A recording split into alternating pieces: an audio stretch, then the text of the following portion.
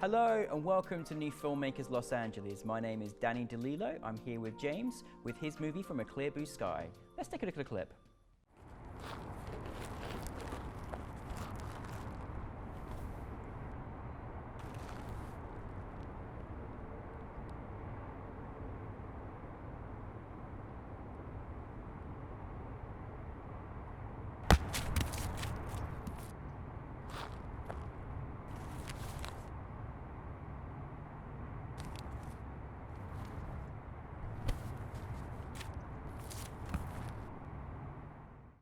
James, thank you very much for being here, and welcome back, because it's your second film with us. Yes, so yeah. Congrats.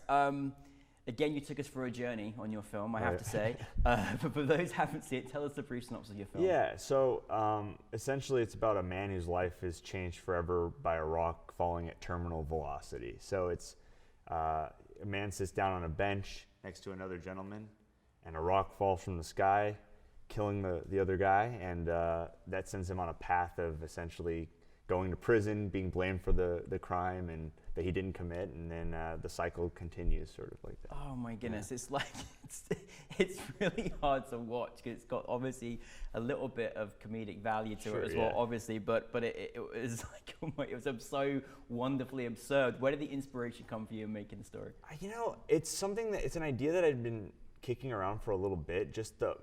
I always love to come up with weird scenarios that could never ever happen.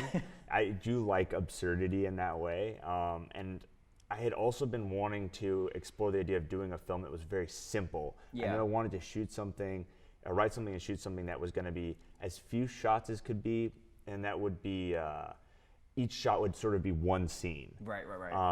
And I sort of realized that idea of the rock falling and the idea of making this really micro kind of short could come together. But as far as where the idea of a rock fall, I don't, that just, I guess, occurred to me at some point. I think it was, I love that it is absurdity though, but it was kind of like, wow, this could actually, I mean, there is a slight chance this could even happen. And it was like, oh, what if this did actually happen? But it was really very good. Well, what was fascinating, you were saying last night in the Q&A, is you did actually have a rock that tumbled down almost quite close to your actor's head, and that was quite a difficult, imagined thing to do, right? Yeah, well, so how we shot that was, we had like there were three rocks.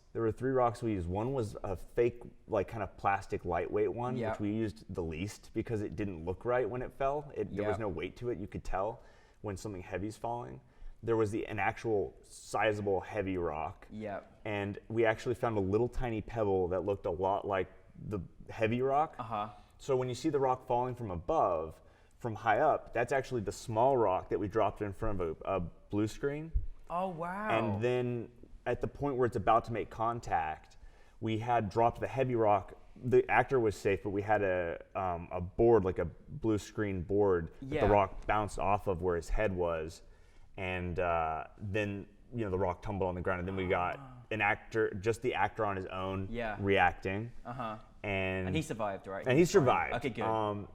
Despite our best efforts, he did survive. So.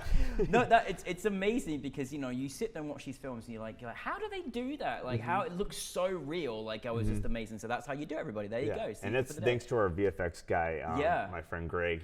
He nailed it with that. He really did. Yeah. He's great with effects. So. How did you bring your cast together? Obviously, you know, your lead who's going to jail for this. Like, it must be such a fun, playful role for you know, for your actor to get stuck into. And cast. Yeah, definitely. I mean, we had the benefit of a casting director on it, and he gave us a lot of people to look at, and I really responded to the actor that we ended up going with, because he had a very Buster Keaton vibe to me. His physicality was very precise, and I knew that's something that we really needed for the film to work, because there's no dialogue. So but you don't want it to feel so overly slapstick. This guy just had a really good natural balance.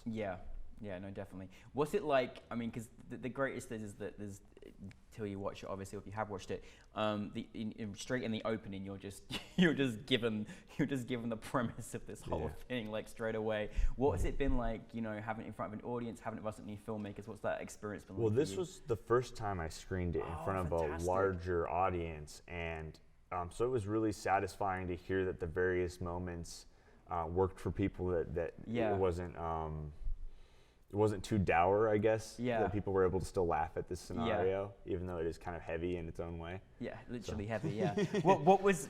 Yeah. What I also thought too, on a very, as I said last night, on a very deep, serious note, is I was like, this probably may have happened, like in the world. Like, I mean, there's certain people that sadly pass away in the most extreme circumstances, and there are people that obviously go to jail that shouldn't be going to jail for absurd things as well. Like, I couldn't help but think about that. Did that cross your mind when you were making it? Oh, absolutely. Yeah. Even before, I mean, when I was talking to my producers and people about wanting to get this project going, that was the first conversations we had. I mean, because that is one of the most horrifying things to me that can happen to a person. Goodness, yeah. Is that you get put into the system, the prison system, when you are an innocent person. Yeah. That's horrifying. It's that horrifying. happens. And it does happen. Yeah, it does all the Yeah. time. And usually not with such a comedic sort of way of something so outlandish.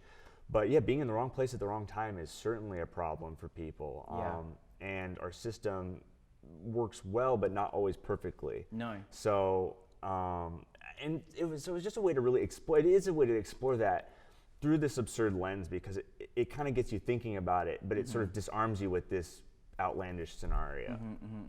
So obviously it's been, you say it's been 5 years since you were last here with us. Yeah. So, you know, we've all grown up a little bit, I guess, and got more experience in life. So what kind of, in your experience thus far in your career, what do you kind of go by? What's important to you as a filmmaker that you could share with others?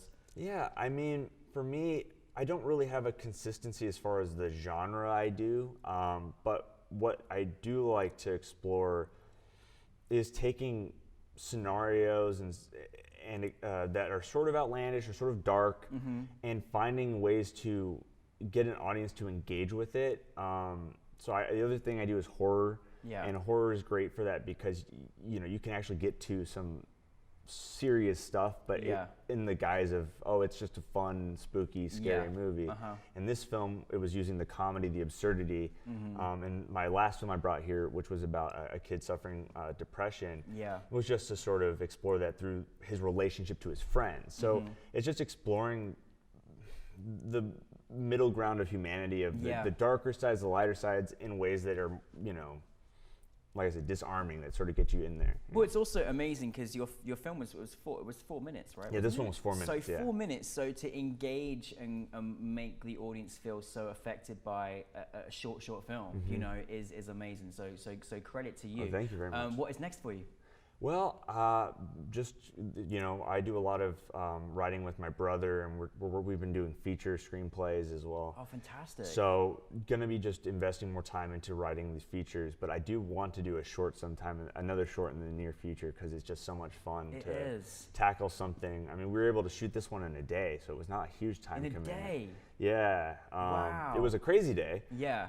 And we had a day of prep to build a lot of the stuff, but I don't know, it's just really fun to be able to dive in and really commit to something like that. Yeah, I think that's actually just to close on as well. I think, do you kind of feel that, because yes, you're working on features and things like that, but it's how important is it to kind of keep those juices kind of flowing consistently so that, Super important. Yeah, it's super important. I think because when you're writing, it's also theoretical. You're writing a blueprint that other people are gonna take. Yeah. But to write and direct and really engage in the production of something so fully. Yeah. I mean, you learn stuff every single time. Yeah. Every time. I learn things that, I went through film school, and then I do this, and it's like so many things I never even thought were going to be issues or were going to be challenging. Yeah. You learn every time. So and you can shoot a film in a day. So I Yeah. mean, how cool is that? That's pretty, really cool. If you have great people, If you have great people. Well, listen, I appreciate you being here.